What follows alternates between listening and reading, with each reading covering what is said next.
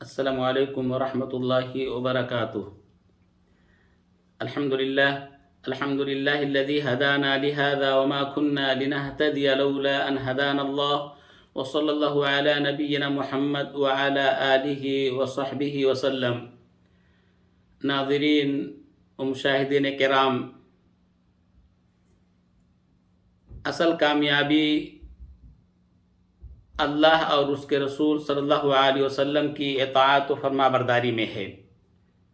اور یہ سب سے بڑی کامیابی ہے۔ اللہ رب العالمین نے قرآن کریم کے اندر بیان فرمایا، وَمَن يُطِعِ اللَّهَ وَرَسُولَهُ فَقَدْ فَازَ فَوْزًا عَظِيمًا۔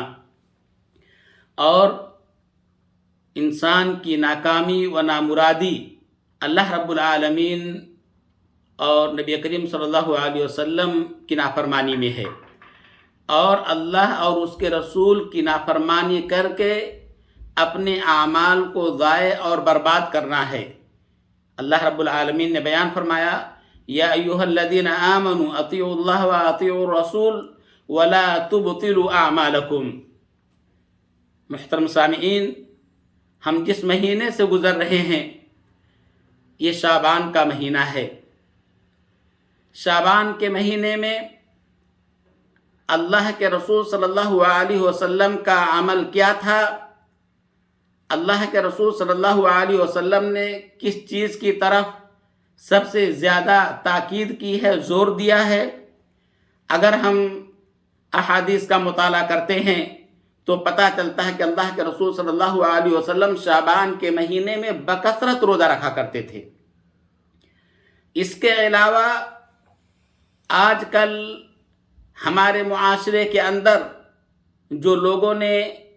15ویں شعبان کے تعلق سے جو بدعتیں ایجاد کر لی ہیں، اور ایک ہی نہیں بلکہ کئی بدعتیں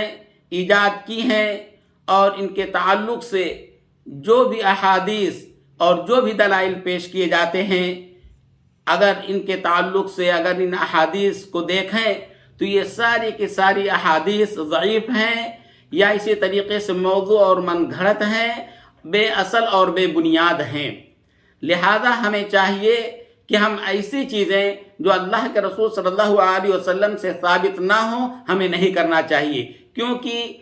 کوئی فائدہ نہیں ہے۔ اللہ کے رسول صلی اللہ علیہ وسلم نے حدیث کے اندر بیان فرمایا، من عمل عملا لیس علیہ امرنا فہو رد۔ اگر کسی نے کوئی ایسا عمل کیا جس کے کرنے کا ہم نے حکم نہیں دیا ہے تو وہ عمل مردود ہے اور باطل ہے۔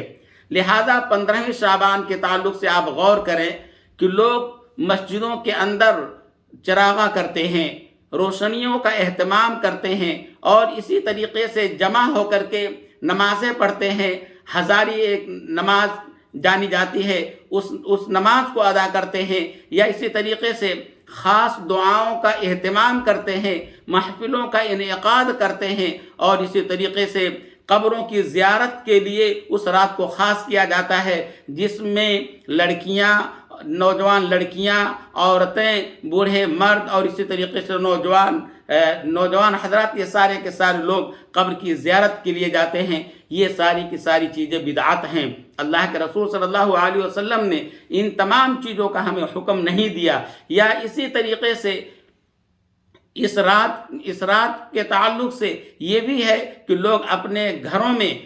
ایک خاص جگہ کرتے، خاص مخصوص جگہ ہوتی ہیں، اور گھروں کی صفائی ہوتی ہے اور صاف ستھرا کیا جاتا ہے، گھروں میں روشنیاں کی جاتی ہیں، اور لوگوں کا یہ اعتقاد ہوتا ہے کہ جو لوگ مر گئے ہیں، جو اقربا ہیں، جو رشتہ دار ہیں، ان کی روحیں آتی ہیں، اور ان کے خواہش کے مطابق، یا جو جانتے ہیں کہ لوگ انہیں یہ کھانا پسند تھا اسی کے مطابق کھانا پکاتے ہیں، اور گھر کے کسی خاص جگہ میں رکھ دیتے ہیں کہ روحیں آئیں گی اور یہ کھانا تناول فرمائیں گے، اور یہ کھانا کھا کر کے وہ واپس جائیں گے۔ جبکہ ہمیں معلوم ہونا چاہیے کہ جو روحیں، اگر انسان جنتی ہے تو ان کی روحیں علیین میں ہوں گی، اور اگر روحیں بد ہیں یا بری ہیں تو وہ سجین میں ہوں گی۔ لہذا مرنے کے بعد کسی کی روح واپس نہیں آتی ہے۔ لہذا یہ اعتقاد رکھنا کہ یہ روحیں 15ویں شعبان کو آتی ہیں، یہ غلط ہے۔ اور اسی طریقے سے لوگ 15ویں شعبان کے تعلق سے 15ویں شعبان کو لوگ حلوہ اور پوری بناتے ہیں اور یہ کہتے ہیں کہ اللہ کے رسول صلی اللہ علیہ وسلم کے دندان مبارک چونکہ شہید ہوئے تھے اور اللہ کے رسول صلی اللہ علیہ وسلم نے یہ کھانا کھایا تھا، لہذا لوگ حلوہ بناتے ہیں اور لوگوں کے درمیان تقسیم کرتے ہیں، خود بھی کھاتے ہیں، جبکہ معلوم ہونا چاہیے کہ اللہ کے رسول صلی اللہ علیہ وسلم کے دندان مبارک یعنی غزوہ احد شوال کے مہینے میں اللہ کے رسول صلی اللہ علیہ وسلم کے دندان مبارک شہید ہوئے تھے۔ اسی طریقے سے اس رات میں یہ جو ساری بدعات کرتے ہیں، ان بدعات کے ساتھ ساتھ یعنی دن میں یعنی 15 شعبان کے دن میں لوگ روزہ رکھتے ہیں اور یہ اعتقاد رکھتے ہیں کہ اس دن روزہ رکھنے کا اللہ کے رسول صلی اللہ علیہ وسلم سے ثابت ہے، جبکہ معلوم ہونا چاہیے کہ اللہ کے رسول صلی اللہ علیہ وسلم اس مہینے میں بغیر کسی دن کی تخصیص کیے ہوئے یا اسی طریقے سے بغیر کسی رات کو تخصیص کیے ہوئے اللہ کے رسول صلی اللہ علیہ وسلم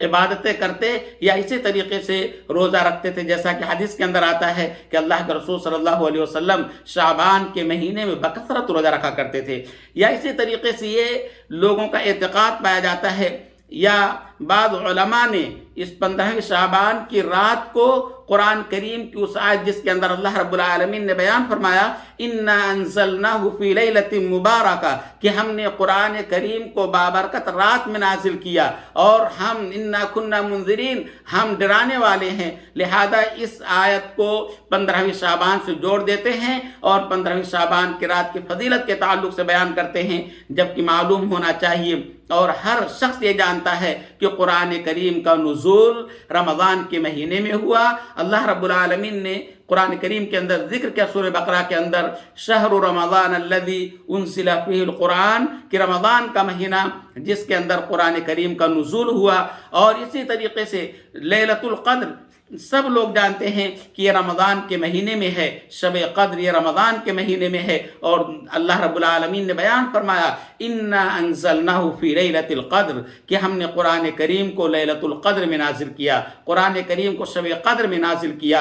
اور یہ شب قدر یہی بابرکت رات ہے جس کے تعلق سے اللہ رب العالمین نے بیان فرمایا اِنَّا أَنزَلْنَاهُ فِي لَيْلَةٍ مُبَارَكَةٍ ہم نے قرآن کریم کو بابرکت رات میں نازل کیا۔ لہذا اس آیت سے 15 شعبان کی رات کی کوئی فضیلت ثابت نہیں ہوتی ہے، بلکہ شب قدر کی یا لیلۃ القدر کی فضیلت ثابت ہوتی ہے جو رمضان کے مہینے میں ہے۔ لہذا میرے محترم بھائیوں، ہمیں چاہیے کہ ہم اس طریقے کے تمام بدعات سے ہم دور رہیں اور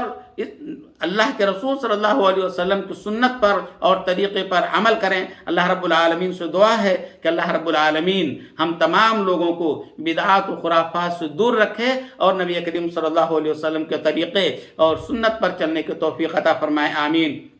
وآخر دعوانا الحمد للہ رب العالمین وصلی اللہ علی نبینا محمد وعلی آلہ وصحبہ وسلم، والسلام علیکم ورحمۃ اللہ وبرکاتہ۔